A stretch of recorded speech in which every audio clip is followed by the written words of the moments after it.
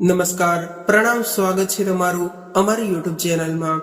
મિત્રો, આજે આ કળિયુગના સમયમાં અમુક દીકરાઓ પોતાના મા બાપને કેવી રીતે હેરાન પરેશાન કરે છે અને પોતાના જ દીકરાઓ મા બાપને આવી રીતે તકલીફ આપે એ પહેલા દરેક મા બાપે સાવધાન થઈને રહેવું જોઈએ, જેથી તેમની પાછળની જિંદગીમાં તેમના દીકરાઓ આવી રીતે મા બાપને હેરાન અને પરેશાન ન કરી શકે।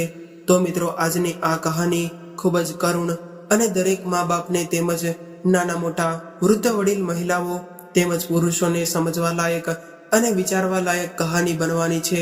તેથી તમને વિનંતી છે કે આ કહાનીને અંત સુધી ધ્યાનથી સાંભળજો અને જો કહાની પસંદ આવે તો વિડીયોને લાઈક તેમજ તમારા અન્ય મિત્રો સાથે શેર કરજો। અને જો તમે આવી જ કહાની સાંભળવા માંગતા હોય તો આ ચેનલને અત્યારે જ સબસ્ક્રાઇબ કરી લેજો, જેથી અમારા નવા આવનારા વિડીયોની માહિતી તમારા સુધી સૌથી પહેલા પહોંચે। તથા કોમેન્ટ બોક્સમાં સાચી શ્રદ્ધાથી હર હર મહાદેવ લખી દેજો, જેથી ભગવાન ભોલેનાથની કૃપા હંમેશા આપણા ઉપર બની રહે। તો ચાલો મિત્રો, તમારો વધારે સમય ન લેતા શરૂ કરીએ આજની કહાની। આ કહાની આજે ખૂબ જ ગરમી હતી। ગરમીના લીધે હર કોઈ પરેશાન હતું। ત્યારે શામજીભાઈ આજે સવારમાં કંઈક ઊંડા વિચારોમાં ખોવાઈને તેમના ઘરની ઓસરીમાં બેઠા હતા। ત્યારે તેમના પત્ની રમીલાબેન આવ્યા અને કહ્યું, ક્રિશાના બાપુ, આજે કેમ તમે ઉદાસ થઈને બેઠા છો? એવું કશું નથી રમીલા, પરંતુ હું વિચાર કરી રહ્યો છું કે હવે આપણી દીકરી તો લગ્ન લાયક થઈ ગઈ છે, તેથી તેમના માટે સારો એવો છોકરો શોધી તેમના લગ્ન કરી દઈએ તો આપણા ઉપરથી થોડો બોજો હલકો થઈ જાય। વાસ્તવમાં શ્યામજીભાઈ અને રમીલાબેનને સંતાનમાં 4 દીકરી હતી। તેમને દીકરો ન હતો। તેમાં 2 મોટી દીકરી ઓના તેમણે લગ્ન કરી દીધા હતા અને હવે પલક અને ક્રિશા પણ લગ્ન લાયક થઈ ગઈ હતી। તેઓએ તેમની દીકરીઓને ખૂબ જ લાડકોડથી ઉછેરી હતી। શ્યામજીભાઈએ તેમના સગા સંબંધીઓમાં તેમની દીકરીઓ માટે સારા અને સંસ્કારી છોકરાઓની શોધખોળ શરૂ કરી દીધી હતી। એમાં એક દિવસ તેમની મોટી દીકરી રિયા અને એક ખૂબ જ સારા અને સમૃદ્ધ પરિવારમાંથી સંબંધ માટે માંગવું આવ્યું। તેઓ ખૂબ જ અમીર લોકો હતા અને તેમને 3 પુત્રો હતા, જેમાંથી સૌથી નાનો પુત્ર માટે આ માંગવું આવ્યું હતું। તેમના મોટા 2 પુત્રો તો પહેલેથી જ પરિણીત હતા અને તેમના ઘરમાં તેમની માં પણ હતી। છોકરો જોયા પછી શ્યામજીભાઈએ તેમની દીકરીને આ સંબંધ વિશે પૂછ્યું તો તેમણે આ સંબંધ માટે હા તો પાડી દીધી હતી, પરંતુ તે થોડા દિવસોથી ખૂબ જ પરેશાન અને કોઈ વિચારમાં ખોવાયેલી રહેતી હતી। તેમના ઘરમાં પહેલેથી જ તે શ્યામજીભાઈનો એવો હાકો હતો કે તેમના ઘરમાં કોઈ પણ કામ તે કહે તેમ જ થતું। તેથી પલકને આ સંબંધ વિશે ના પાડવાની જગ્યા એમ પણ ન હતી, અને જો પલક એના સંબંધ માટે ના પાડી હોત તો શ્યામજીભાઈ એ તેના લગ્ન એ છોકરા સાથે કરાવી દીધા હોત, કારણ કે પહેલા શ્યામજીભાઈ એ તેમની 2 દીકરીઓ સાથે પણ આવું જ બન્યું હતું। પરંતુ હવે પલક હતી જે વધારે પરેશાન રહેતી હતી અને તેમની બહેન ક્રિશા તેમના ઘરમાં સૌથી નાની હતી। તેને પણ તેની બહેનની સૌથી વધારે ચિંતા રહેતી હતી। તેણે તેની મોટી બહેનને ઘણીવાર તેની ઉદાસીનું કારણ પૂછ્યું હતું, પરંતુ તેણે તેની નાની બહેનને કોઈ પણ વાત ન જણાવી। હવે તો પલકના લગ્નના દિવસ પણ આવી ગયા હતા, જ્યારે તેની નાની બહેન સવારે વહેલી પલકના રૂમમાં તેને જગાડવા માટે ગઈ કે આજે તો તેના લગ્ન છે, કમસે કમ આજે તો તે વહેલી ઉઠી જાય।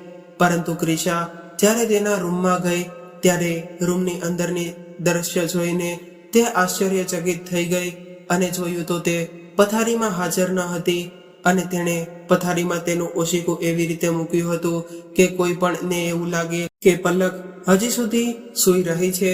તેનો મતલબ એવો કે તે રાત્રે જ તેમના ઘરેથી ક્યાંક ભાગી ગઈ હતી। લગ્નની તમામ વ્યવસ્થાઓ પૂર્ણ થઈ ગઈ હતી અને જાનવાળા ના ફોન પણ આવી રહ્યા હતા કે અમે લોકો બપોરે 2:30 સુધીમાં જાન લઈને પહોંચી જશું, અને અહીંયા તો દુલ્હન જ ગાયબ થઈ ગઈ હતી। શ્યામજીભાઈની તેમના મહોલ્લામાં ખૂબ જ ઇજ્જત હતી। ભગવાને તેમને 4 દીકરીઓ આપી હતી, પરંતુ તેમ છતાં તેમણે પોતાની દીકરીઓ વિશે ક્યારેય એવું નહોતું કહ્યું કે ભગવાને મને માત્ર દીકરીઓ જ આપી છે અને મારે દીકરો નથી. તેમની દીકરીઓ પણ તેના પિતાની ખૂબ જ તે ઇજ્જત કરતી હતી, પરંતુ આજે તેમની દીકરી ના જાણે તેના લગ્નના દિવસે જ તે શું વિચારીને તેમના ઘરેથી ભાગી ગઈ હતી. પલકે ઘરેથી જતી વખતે તેના પિતાને એ નામે એક ચિઠ્ઠી લખી હતી કે તેના રૂમમાં તે મૂકી ગઈ હતી.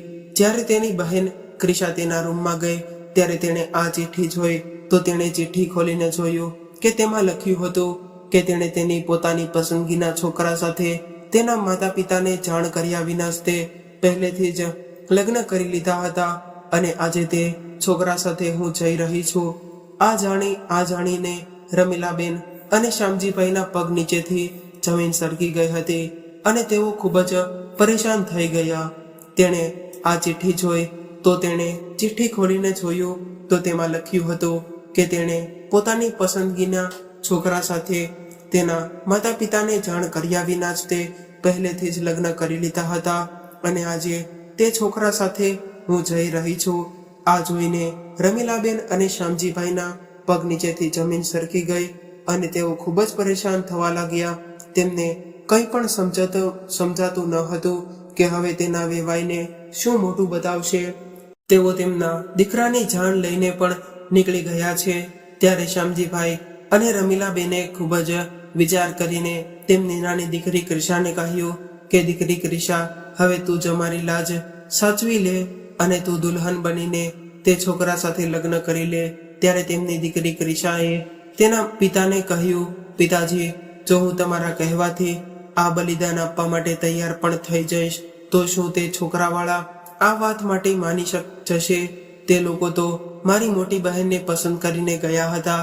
ત્યારે શ્યામજીભાઈએ કહ્યું, દીકરી, જે થશે તે જોયું જશે, પરંતુ આ સમયે તું લગ્ન કરવા માટે તૈયાર થઈ જા. ત્યારે તેના પિતાજીના કહેવાથી ક્રિશા જાન આવી એ પહેલા દુલ્હન બનીને બેસી ગઈ હતી. હવે તેના ઘરમાં બધું નોર્મલ હતું અને જાન પણ આવી ગઈ હતી. થોડી વાર પછી રમીલા બહેને છોકરીની માં એટલે કે તેની વેવાઈને બોલાવી પડશે. થોડી વાર પછી રમીલા બહેને છોકરીની માં એટલે કે તેની વેવાઈને બોલાવીને પાડોશના એક ઘરે લઈને તે આવી અને પછી રડતા રડતા તેમણે તેમની વેવાણને તેમની દીકરી વિશે આખી વાત જણાવી અને તેમના પગ પકડીને તેમના પગમાં બેસી ગઈ અને કહેવા લાગી કે વેવાઈ, અમને માફ કરી દો, અમે ખૂબ જ મજબૂર છીએ, તેથી અમારી ઇજ્જત રાખી લો અને અમારી નાની દીકરી ક્રિશા સાથે તમારા પુત્રના લગ્ન કરાવવા માટે માની જાઓ. તો લીલા તોરણે તમારા દીકરાની જાન પાછી જશે તો અમારી ભારે બદનામી થશે. રમીલા બહેનના વેવાઈ ખૂબ જ સારા સ્ત્રી હતા, તેથી તેમણે રમીલાબેનના ખભા ઉપર હાથ મૂક્યો અને કહ્યું કે રમીલાબેન, તમારે કોઈ ચિંતા કરવાની જરૂર નથી. આમાં તમારી કોઈ પણ ભૂલ નથી. તમારી સાથે જે કંઈ પણ થયું છે તે તમારી દીકરીએ કર્યું છે. આમાં તમારો કોઈ વાંક નથી, તેથી તમે ચિંતા ન કરો અને અમે તમારી નાની દીકરી ક્રિશાને મારા દીકરાની વહુ તરીકે સ્વીકાર કરી લઈશું અને હું મારા દીકરાને પણ સમજાવી લઈશ. ત્યાર પછી રમીલાબેનની વેવાણે તે જ ક્ષણે તેમના દીકરાને આખી વાત સમજાવી દીધી અને તેની નાની દીકરી ક્રિશાના લગ્ન થઈ ગયા અને જલ્દીથી વિદાય પણ કરી દીધી, જેથી વધુ સમય ન લાગે અને લોકોને વાતો કરવાનો મોકો ન મળે કે અમારી દીકરી ક્રિશાની વિદાય સમયે તેમના માતા પિતાએ તેમની વેવાણને કહ્યું કે વેવાણ, તમે અમારી ઇજ્જત બચાવી લીધી છે ને તે વેવાઈ, તમે અમારી ઇજ્જત બચાવી લીધી છે ને તેથી અમારી દીકરી હંમેશા તમારી સેવા કરશે. અને ત્યારે ક્રિશાએ પણ કસમ ખાધી કે જે મહિલાએ મારા મા બાપની ઇજ્જત બચાવી છે તેમની સાથે હું હંમેશા સારો વ્યવહાર કરીશ. અને હવે ક્રિશા તેના લગ્ન કરીને તેના સાસરે જતી રહી. ક્રિશાના સાસુ તેમના નાના દીકરાને ખૂબ જ પ્રેમ કરતા હતા. તેમણે ક્રિશાને કહ્યું કે તારે પરેશાન થવાની કોઈ જરૂર નથી. તારી બંને મોટી વહુઓ ખૂબ જ અજીબ છે. હું તેમને પસંદ કરીને લાવી હતી, પરંતુ તેમણે તેમના લગ્નના થોડા સમય પછી પોતાનો સાચો રંગ બતાવી દીધો હતો. તેથી દીકરી, તું તું તારી બંને જેઠાણીઓની વાતને એક કાનેથી સાંભળીને અને બીજા કાને કાઢી નાખજે. હવે આ તારું પોતાનું ઘર છે. ક્રિશા આજે ખૂબ જ પરેશાન હતી, પોતાના માતા પિતા માટે પણ અને પોતાની બહેન માટે પણ. પરંતુ હવે તેની નવી જિંદગી શરૂ થઈ ગઈ હતી. તે આ લગ્ન માટે બિલકુલ તૈયાર ન હતી અને ક્યાં ખબર હતી કે આજે મારી બહેનની જગ્યાએ મારા લગ્ન થઈ જશે. ક્રિશાને પહેલા તો એવું લાગ્યું કે મારી બહેન તો પોતે તો ભાગી ગઈ અને મને આ આગમાં ફેંકી ગઈ, પરંતુ એવું કંઈ ન હતું. તેની બહેન કમનસીબ હતી કે આટલા સારા ઘરને લાત મારીને જતી રહી અને ચાહે તે ભાંગીને પણ કોઈ પણ મોટા મહેલમાં ગઈ હશે. પરંતુ આ વાત તેમના ઘરના લોકો ક્યારેય નહીં ભૂલે કે તે ભાગીને આવી છે. કાલે જો ભગવાન કરે કે તેને એક દીકરી જન્મશે તો તે દીકરીને બધા એવું જ તે કહેશે કે તારી માં પોતાના ઘરેથી ભાગીને આવી હતી. પરંતુ મિત્રો, હાલના સમયમાં પોતાના મા બાપના ઘરેથી ભાગી જવાના કિસ્સા ખૂબ જ બની રહ્યા છે. ભાગીને લગ્ન કરવાવાળી છોકરીઓ આ વિશે વિચારતી પણ નથી કે કાલે મારા બાળકો થશે તો લોકો તેને શું કહેશે કે તે તેની માં પોતાના મા બાપના ઘરેથી ભાગીને આવી હતી, તો ત્યારે તેના બાળકો ઉપર શું વીતશે. જો મારી આટલી વાત છોકરીઓ સમજી જાય કે તો કોઈ પણ છોકરી ભાગીને લગ્ન કરતા પહેલા 100 વાર વિચાર કરશે. ક્રિશાના સાસુ ખૂબ જ સારા હતા. કહેવાય છે ને મિત્રો કે જેના દિલમાં ભગવાનનો ડર હોય છે તે વ્યક્તિ ક્યારેય ખરાબ ન હોઈ શકે. ખરાબ વ્યક્તિ હંમેશા એ જ હોય છે જેના મનમાં કુદરતનો ડર નથી હોતો. ક્રિશાના સાસુ આખો દિવસ પોતાના હાથમાં માળા પકડીને ભગવાનના નામના જાપ કરે અને પૂજા અર્ચના કરતા રહેતા. ખબર નહીં તેમને જોઈને ક્રિશાના હૃદયને થોડી રાહત મળતી હતી. પરંતુ આ ઘરમાં રહેતા રહેતા ક્રિશાએ એક મોટી વાત નોટ કરી લીધી હતી કે તેમની સાસુમાની આ ઘરમાં કોઈ ઇજ્જત નથી. તેમને પૂછીને કોઈ પણ કામ કરવામાં આવતું નથી ત્યાં સુધી કે તેમનો પુત્ર તેમની સાથે ખૂબ જ ખરાબ વર્તન કરતા રહે છે. તેમના સાસુને ડાયાબિટીસની બીમારી હતી, તેમ છતાં તેમનો 3માંથી એક પણ દીકરો તેમનું ખાવા પીવાનું ધ્યાન પણ નહોતો રાખતો. પરંતુ આજે તેમના ઘરમાં જીરા રાઈસ બન્યા હતા. ત્યારે ક્રિશાએ તેના સાસુને કહ્યું કે સાસુમાં, તમારી તબિયત માટે ચોખા ખાવા તે સારું નથી, તેથી હું તમારા માટે બીજું કંઈ બનાવી આપું છું. તો તેમણે કહ્યું, ના દીકરી, મને એવી આદત નથી. ઘરમાં જે પણ બને છે તેને હું ચૂપચાપ ખાઈ લઉં છું. મને ખબર છે કે ચોખા ખાવાથી ડાયાબિટીસ થોડી વધી જશે, પરંતુ દીકરી, હું કોઈના ઉપર બોજ બનવા નથી માંગતી.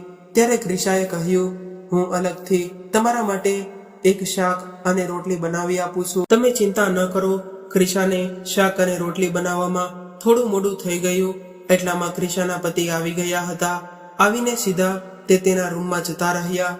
પરંતુ ત્યારે ક્રિશા તેના સાસુ માટે રોટલી બનાવી રહી હતી, એટલે તેમની માટે પાણી લઈને નહોતી ગઈ.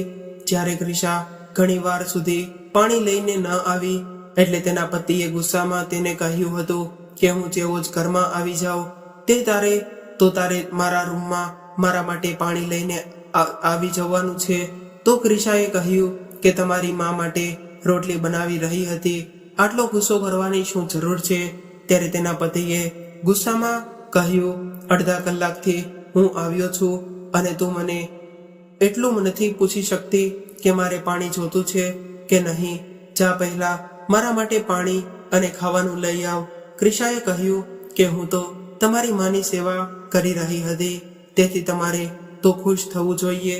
તો તેના પતિએ કહ્યું કે મારી માની સેવા કરવાની તારે કોઈ જરૂર નથી.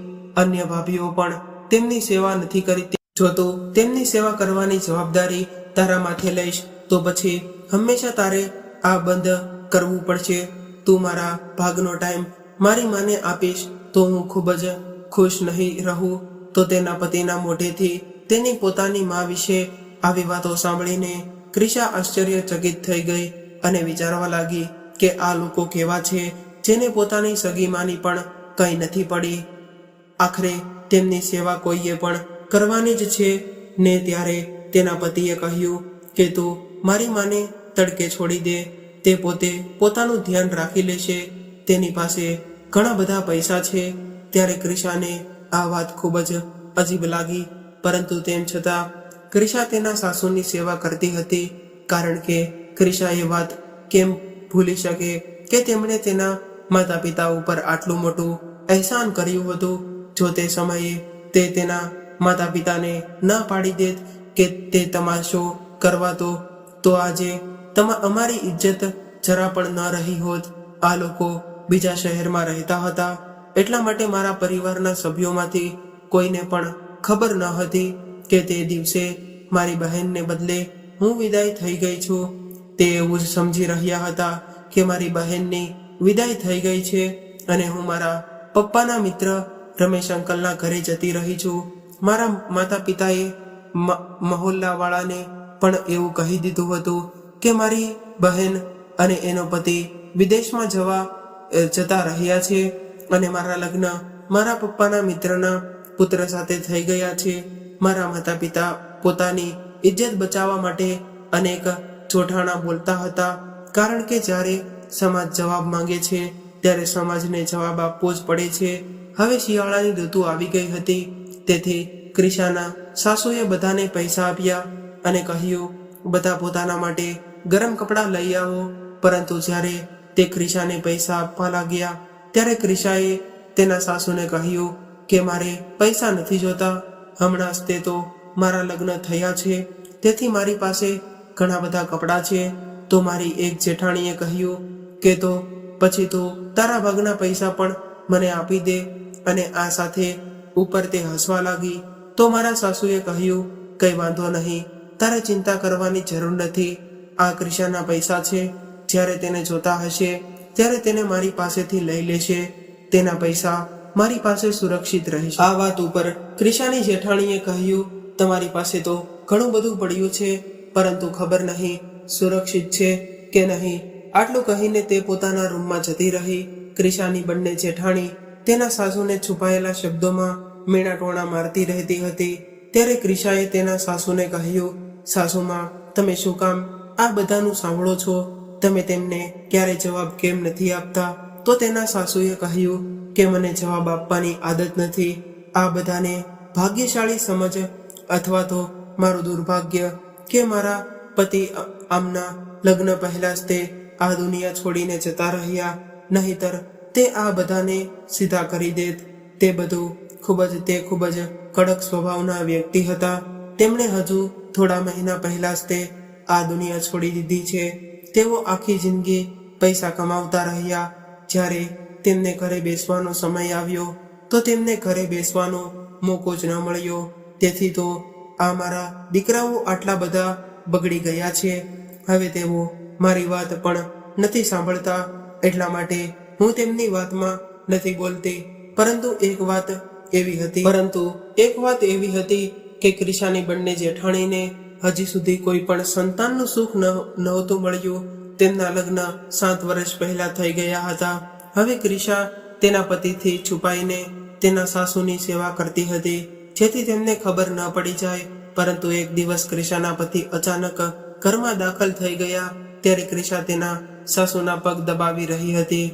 તો તેના સાસુએ તેને કહ્યું કે દીકરી, તું તુરંત જ તારા રૂમમાં જતી રહે, નહીતર મારો દીકરો તને ઠપકો આપશે. ક્રિશા પણ એવું જ વિચારતી હતી કે આજે મને મારા પતિ જરૂર ઠપકો આપશે. ક્રિશા જ્યારે તેના રૂમમાં ગઈ ત્યારે તેના પતિએ કહ્યું કે તું જોવામાં તો એટલી ચાલાક નથી લાગતી, પરંતુ તું ખૂબ જ વધારે ચાલાક છો. તો ક્રિશાએ કહ્યું કે શું કહેવાનો મતલબ છે તમારો? મને કંઈ સમજાયું નહીં. તો તેમણે કહ્યું કે તું મારી માની સેવા એટલા માટે કરી રહી છે કારણ કે તને પણ ખબર પડી ગઈ છે કે એટલી બધી મિલકતની માલિક છે અને તે ટૂંક સમયમાં જ તે વસિયતનામું લખાવવાની છે. આ સાંભળીને ક્રિશા આશ્ચર્યચકિત થઈ ગઈ અને આ વાત ઉપર ક્રિશાએ તેના પતિને કહ્યું કે એવી કોઈ વાત નથી. તમને ખબર છે કે તેમણે અમારી ઉપર એટલું મોટું અહેસાન કર્યું છે? તો તેના પતિએ કહ્યું કે એમાં તારો કોઈ વાંક નથી, વાંક તો તારી મોટી બહેનનો છે અને ભોગવી તું રહી છે. ત્યારે ક્રિશાએ તેના પતિની આ વાત ઉપર આભાર માન્યો કે ચાલો, મારો કોઈ વાંક નથી, મારા પતિ આ વાતને તો માને છે મને એવું લાગતું હતું કે દરેક વાત માટે મને જ તે દોષી ઠેરવવામાં આવશે. મારી બહેનનો તો ના કોઈ ફોન આવ્યો કે ના કોઈ પણ રીતે મારો સંપર્ક કર્યો, કે તે તો એવી જ રીતે જતી રહી છે કે ફરીથી ક્યારેય પાછી ન આવે. હવે એક દિવસ ક્રિશાના મોટા જેઠના રૂમમાંથી ઝઘડાનો અવાજ આવી રહ્યો હતો. અવાજ એટલો બધો હતો કે મારા પતિની પણ આંખ ખુલી ગઈ. તેમણે કહ્યું કે આ તો તેમનું રોજનું કામ છે. બીજા દિવસે ત્રણેય ભાઈઓ એક સાથે બેઠા હતા અને ક્રિશાને ચા બનાવવાનું કહ્યું. ત્યારે ક્રિશા ચા બનાવીને લઈ ગઈ. ત્યાં તેણે સાંભળ્યું કે તેઓ બધા પોતાની સાસુમાની મિલકત ના વસિયતનામામાં વિશે વાત કરી રહ્યા હતા.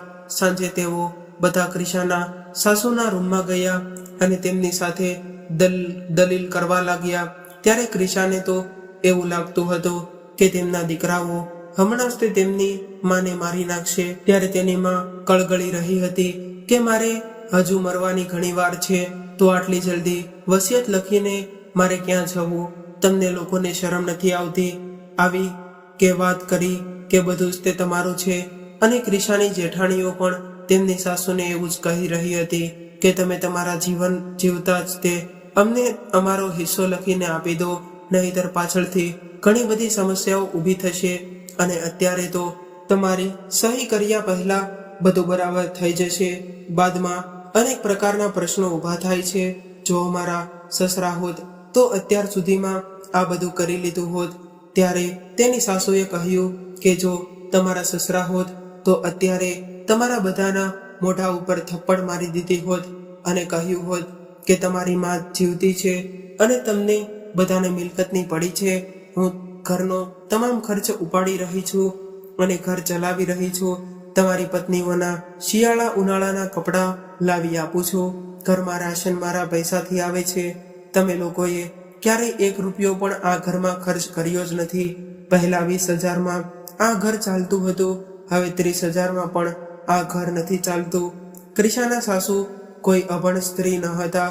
તેઓ ભણેલા ગણેલા અને મેટ્રિક પાસ થયા હતા. તેમણે તેમના દીકરાઓને આ વાત સીધી કહી દીધી કે તેમના દીકરાઓ ચૂપ થઈ ગયા. જ્યારે ક્રિશા આ બાબતને કંઈ પણ બોલવા લાગી તો તેમના પતિએ કહ્યું કે આમાં તારે વધારે બોલવાની કોઈ જરૂર નથી. બીજા ભાઈઓની પત્નીઓને જો પાછળથી તેમનો સાથ આપે છે અને તું તારી માની નોકરાણી બનીને બેઠી રહી છો. મને તો એવું લાગે છે કે કદાચ તારી બહેન તારા કરતા વધારે સમજદાર હતી. અમે આ જ વાતને લઈને એકબીજા સાથે દલીલો કરતા રહ્યા. હવે આ ઘરમાં ધીમે ધીમે ઝઘડાઓ વધવા લાગ્યા હતા. આ લોકોએ જાણે જોઈને પોતાની માને હેરાન કરવાનું શરૂ કરી દીધું હતું, જેથી તે કંટાળીને પોતે જ તેની મિલકત તેના પુત્રોના નામે ટ્રાન્સફર કરી દે. ઘરમાં ફરીથી ઝઘડા થવા લાગ્યા. ત્યારે ક્રિશાના સાસુએ કહ્યું કે જ્યાં સુધી હું જીવતી છું ત્યાં સુધી આ વસ્તુ ક્યારેય નહીં થાય. મારા મનમાં તો એમ થાય છે કે તમને લોકોને કંઈ પણ નથી આપવું. તમે લોકો આ મિલકતના લાયક. બધી મિલકત મારા પતિએ વસાવી છે, તમે લોકોએ નથી વસાવી. તમને લોકોને રહેવા માટે ઘર મળી રહ્યું છે, ખાવાનું મળી રહ્યું છે, એ જ તમારા માટે કાફી છે. આમાં જ તે ખુશ રહો. ક્રિશાના સાસુએ તો તેમના દીકરાઓને ત્યાં સુધી કહી દીધું હતું કે મને તો મન થાય છે કે આ બધી મિલકત હું કોઈ અનાથ આશ્રમના નામે કરીને જતી રહું. રોજના ઝઘડાથી તેના સાસુ પણ ખૂબ જ વધારે પરેશાન રહેતા હતા. એક દિવસ તે વિચારી રહ્યા હતા કે એક માતા કેટલી તકલીફો વેઠીને પોતાના બાળકોને જન્મ આપે છે, તે પછી પણ કેટલી તકલીફ ઉઠાવે છે. જ્યાં સુધી જીવતી રહે છે ત્યાં સુધી તેમના બાળકો વિશે વિચારતી રહે છે. હું 3 દીકરાઓની માં છું, પરંતુ આજે મને આ વાત ઉપર પસ્તાવો થઈ રહ્યો. બીજી બાજુ તેના દીકરાઓએ પ્લાન બનાવી લીધો હતો કે દસ્તાવેજ બનાવી લઈએ, તેની ઉપર માની સહીના બદલે અંગૂઠો લગાવી દઈએ. તેમને ખબર પણ નહીં પડે, જબરદસ્તી અંગૂઠો લગાવી જ લઈશું. પરંતુ તેમના દીકરાઓની આ વાત તેની માતાએ સાંભળી લીધી હતી અને ત્યારે પોતાના દીકરાઓએ એટલું બધું સંભળાવ્યું હતું કે રડી રડીને તેઓ બેહોશ પણ થઈ ગયા હતા. તેમણે કહ્યું કે મારા બાળકો હવે એટલી હદે પહોંચી ગયા છે કે હવે તે કોઈ પણ હદ વટાવી શકે છે. તેમની પત્નીઓ રાત દિવસ તેમના દિમાગ ખરાબ કરે છે. ક્રિશાનો પતિ પણ તેમની ભાભીની જ તે વાત સાંભળતા રહે છે. ક્રિશાના સાસુએ ક્યારેય પણ કોઈ પણ વહુ સાથે ખરાબ વર્તન નહોતું કર્યું, તેમના વિશે કોઈ પણ ખરાબ વાત નહોતી કહી, તેમ છતાં પણ તે બધી તેમની કટ્ટર દુશ્મન બનેલી હતી. આ વિચારીને તેમને ખૂબ જ ખરાબ લાગતું હતું. એક રાત્રે તેમના ઘરમાં ખૂબ જ મોટો ઝઘડો થયો હતો. બધાએ પોતપોતાની હદ પાર કરી લીધી હતી. આજે ત્રણેય પુત્રોએ પોતાની મા ઉપર હાથ ઉપાડ્યો હતો અને તેમના પુત્રોએ તેમની માને આજે એટલી મારી હતી કે તેમની તબિયત ખરાબ થઈ ગઈ હતી. ક્રિશા જ્યારે તેમની તબિયત પૂછવા ગઈ તો તેમણે તેમનો રૂમને અંદરથી બંધ કરી દીધો હતો. ક્રિશાને લાગ્યું કે કદાચ તે ખૂબ જ પરેશાન છે, તેથી તેને તેમને તકલીફ આપવાનું યોગ્ય ન માન્યું. તેથી તે તેના રૂમમાં આવીને સૂઈ ગઈ. જ્યારથી તેના સાસુને ખબર પડી હતી કે તેમના દીકરાઓ આ હદ સુધી પહોંચી ગયા છે, ત્યારથી તેઓ ખૂબ જ વધારે ઉદાસ રહેતા હતા અને ક્રિશા સિવાય કોઈના ઉપર પણ તે ભરોસો નહોતા કરતા. એક દિવસ ક્રિશાના પતિએ કહ્યું કે માં તારી ઉપર ભરોસો કરે છે અને અમારા હાથનું પાણી પણ તે નથી પીતી, એટલે તું તેમને કોઈ પણ રીતે બેહોશીની દવા આપી દે, જેથી અમે તેનો અંગૂઠો લગાવી શકીએ. તો ક્રિશાએ કહ્યું કે હું એવું બિલકુલ પણ નહીં કરું. તો તેના પતિએ તેને કહ્યું કે આમાં તારો જ તે ફાયદો, મારી પાસે સંપત્તિ આવશે તો તને પણ મળશે. બીજા ભાઈઓની પત્નીઓને જો કેટલી સમજદાર છે, બસ મારું જ તે નસીબ ફૂટેલું છે કે તું મને મળી ગઈ. બસ કર હવે આ સારું બનવાનો દેખાડો કરીને તને કંઈ પણ નહીં મળે. તે સાસુ તે તારી સાસુ છે અને સાસુ વહુ વચ્ચે ક્યારેય મિત્રતા ન થઈ શકે. ક્રિશાના પતિએ તેને શરૂઆતમાં ખૂબ જ પ્રેમથી સમજાવ્યું, પરંતુ તેણે સ્પષ્ટ ના પાડી દીધી હતી. તો પછી તેણે ક્રિશાને સંભળાવવાનું શરૂ કરી દીધું કે હું તને છૂટાછેડા આપી દઈશ. તો ક્રિશાએ કહ્યું, તમારા જેવા વ્યક્તિ સાથે રહેવા કરતાં તો સારું છે કે મને છૂટાછેડા જ મળી જાય. જે વ્યક્તિ પોતાની માને દગો આપવા તૈયાર હોય તે કાલે પોતાની પત્નીને પણ વેચી નાખે. આ વાત ઉપર ક્રિશાના પતિએ તેના મોઢા પર એક જોરદાર થપ્પડ મારી દીધી અને તેના સાસુએ જોઈ લીધું. તો તેમણે કહ્યું, આ તારા ચહેરા ઉપર આ શું થઈ ગયું છે? તો ક્રિશાએ કહ્યું કે માજી હું ગઈ કાલે પડી ગઈ હતી, તેથી થોડું વાગી ગયું હતું. તો તેમણે કહ્યું, દીકરી હું 70 વર્ષની થવાની છું, મને ખબર છે કે તું ક્યાંય પડી નથી, પણ તારા પતિએ તારા ઉપર હાથ ઉપાડ્યો છે. હવે જણાવ મને શું થયું હતું? તો ક્રિશાએ તેના સાસુને કહ્યું કે માજી કોઈ કારણ નથી, બસ એમ જ અમારા બંને વચ્ચે લડાઈ થઈ હતી. ક્રિશાએ તેના સાસુને સાચી વાત ન જણાવી, કારણ કે ક્રિશા તેના સાસુને વધુ પરેશાન કરવા નહોતી માંગતી, પરંતુ કદાચ તેના સાસુ આખી વાત સમજી ગયા હતા. તેથી ક્રિશાને જોતાની સાથે જ તેમની આંખો ભરાઈ આવી હતી. હવે તેના દિવસો આમ જ વીતવા લાગ્યા. એક દિવસ જાણે શું થયું કે ક્રિશાને સમય પહેલા જ ઊંઘ આવી ગઈ હતી, પરંતુ અડધી રાત્રે જ્યારે ક્રિશા તેના સાસુની બૂમો સાંભળી ત્યારે અને દોડીને તે પોતાના સાસુના રૂમમાં ગઈ. ત્યાં તેણે જોયું કે તેમના ત્રણેય દીકરાઓ અને તેની બંને જેઠાણીઓ ત્યાં તેના સાસુના રૂમમાં ઊભા હતા. આ જોઈને ક્રિશા આશ્ચર્યમાં પડી ગઈ કે આ બધું શું થઈ રહ્યું છે. જ્યારે ક્રિશાએ તેની સાસુના રૂમમાં આવું દ્રશ્ય જોયું ત્યારે તેને લાગ્યું કે તેના પગ નીચેથી જમીન સરકી ગઈ છે. આ બધું જોઈને ક્રિશાએ જોરથી રડવાનું ચાલુ કરી દીધું. આજે તે લોકો પોતાના ઉદ્દેશ્યમાં સફળ થઈ ગયા હતા. તેમણે પોતાની મા પાસેથી મિલકતના બધા કાગળો ઉપર સહી કરાવી લીધી હતી અને પોતાની માના પગ ભાંગીને તેમણે ઘરમાંથી બહાર કાઢી મૂક્યા. એટલી વારમાં સવારનો પ્રકાશ પણ ફેલાઈ ગયો હતો. ક્રિશાએ જાગીને જોયું તો તેના સાસુ તેમના રૂમમાં ન હતા અને દરવાજો પણ ખુલ્લો હતો. બહાર આંગણામાં જોયું તો જમીન ઉપર તેમણે ઢસડેલા નિરાશ સ્પષ્ટ દેખાતા હતા અને તેમના ત્રણેય દીકરાઓએ ખૂબ જ વધારે ખુશ હતા. હવે તો તેમના હાથમાં તમામ મિલકતના કાગળો આવી ગયા હતા. જ્યારે ક્રિશાએ તેમને કહ્યું કે તમે લોકોએ તમારી માને ખૂબ જ ખરાબ વર્તન કર્યું છે, તેથી ભગવાન તમને ક્યારેય માફ નહીં કરે.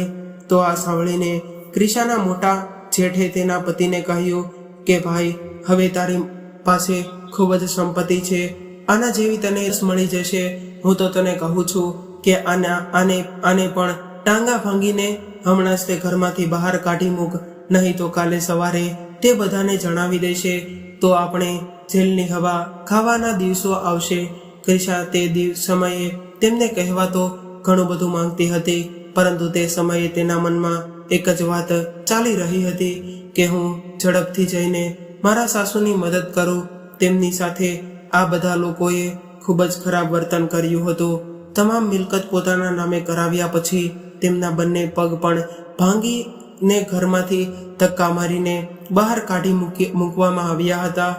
ક્રિશા તરત જ ઘરની બહાર આવીને તેમને શોધવા લાગી, પરંતુ જતા પહેલા તેણે એટલું જરૂર કહ્યું કે તમે લોકોએ જે કર્યું છે તેની સજા તમને ચોક્કસ મળશે. ત્યારે તે લોકોએ ક્રિશાને કહ્યું કે તારી આંખો ખોલીને જો, અમારા હાથમાં અત્યારે કરોડોની પ્રોપર્ટીના કાગળો છે. હવે અમને સજા નહીં પરંતુ મજા મળવાની છે. ત્યારે ક્રિશાના પતિએ ક્રિશાને કહ્યું કે હું તને છૂટાછેડા આપીને તારા બાપના ઘરે મોકલી દઈશ અને તારા આખા પરિવારના લોકોને બદનામ કરી દઈશ. ત્યારે ક્રિશા પાસે આ બધું સાંભળવા માટે ટાઈમ ન હતો. તેની આંખોમાં માત્ર તેના સાસુ જ દેખાતા હતા. એટલે તે તરત જ એ પોતાના ઘરમાંથી બહાર નીકળી ગઈ અને તેના સાસુને શોધવા માટે લાગી ગઈ. પરંતુ જેવો જ ક્રિશાએ તેને ઘરની બહાર પગ મૂક્યો ત્યારે તે એક જોરદાર ધડાકો થયો. એ અવાજના કારણે ક્રિશાએ તેના બંને કાન પર હાથ મૂકી દીધા અને જોયું તો જમીન ખરાબ રીતે ધ્રુજવા લાગી હતી. તેને એવું લાગ્યું કે કદાચ ધરતીકંપ આવ્યો હશે, એટલે ક્રિશા ત્યાંથી દોડવા લાગી. થોડી વારમાં આટલો ભયંકર ભૂકંપનો આંચકો આવ્યો. આવો ભૂકંપ ક્રિશાએ તેની જિંદગીમાં પહેલા ક્યારેય નહોતો જોયો અને તે દોડીને ખૂબ જ દૂર પહોંચી ગઈ. થોડી વાર પછી એટલો જોરદાર વિસ્ફોટ થયો કે લોકોના કાન બંધ થઈ ગયા. તે ભૂકંપને કારણે ઘણા બધા ઘરોની દિવાલો ધરાશાયી થઈ ગઈ હતી, પરંતુ ક્રિશાના સસરાનું ઘર સંપૂર્ણપણે જમીનમાં ઘૂસી ગયું હતું. ત્યારે ક્રિશાએ આ દ્રશ્ય જોયું તો તે આશ્ચર્યચકિત થઈ ગઈ કે તે પછી તેની નજર આકાશ તરફ ગઈ અને તેના બંને હાથ જોડીને ભગવાનને પ્રાર્થના કરવા લાગી અને વિચારવા લાગી કે શું આ લોકોને આજ સજા મળવાની હતી. કારણ કે ઘરને જોઈને તો એવું લાગી રહ્યું હતું કે કોઈ પણ જીવતું નહીં બચ્યું હોય.